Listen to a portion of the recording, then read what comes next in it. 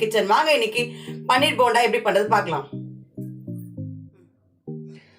தேவையான பொருட்கள்: பன்னீர் 200 கிராம்ஸ், கடலை மாவு 1 கப், அரிசி மாவு 2 ஸ்பூன், இஞ்சி பூண்டு paste 1/4 teaspoon, garam masala 1/4 teaspoon, idli soda அது ஒரே ஒரு சின்ன ட்ராப் எடுத்துக்கோங்க, கேசரி பவுடர் அதுவும் கொஞ்சமாக எடுத்துக்கோங்க, தேவைக்கேட்ட உப்பு எடுத்துக்கோங்க. அதில் கடலை மாவு போட்டுக்கிறேன்,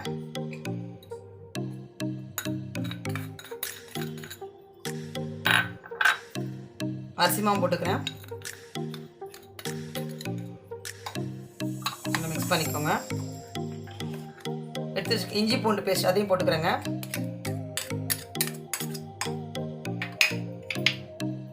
கரம் மசாலா, சோடா மாவு,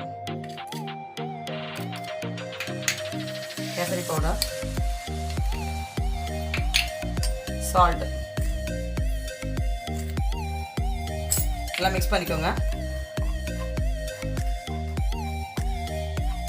மிக்ஸ் பண்ணிட்டேங்க. இப்போ வாட்டர் சேர்த்துக்கோங்க.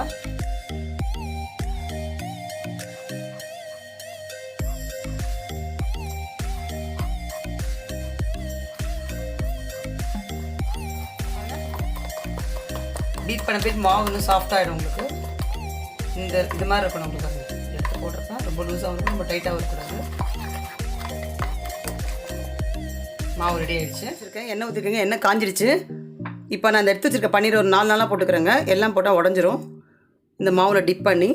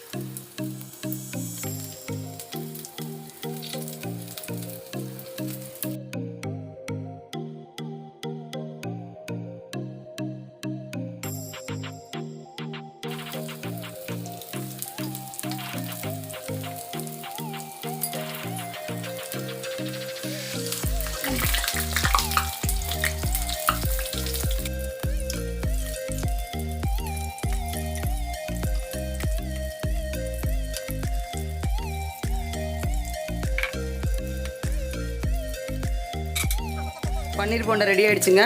இப்போ இதை நான் பிளேட்டுக்கு எடுத்துக்கிறேன். இதை தொட்டுக்க சாஸ்ட்டு ரொம்ப டேஸ்ட் நல்லாயிருக்குங்க.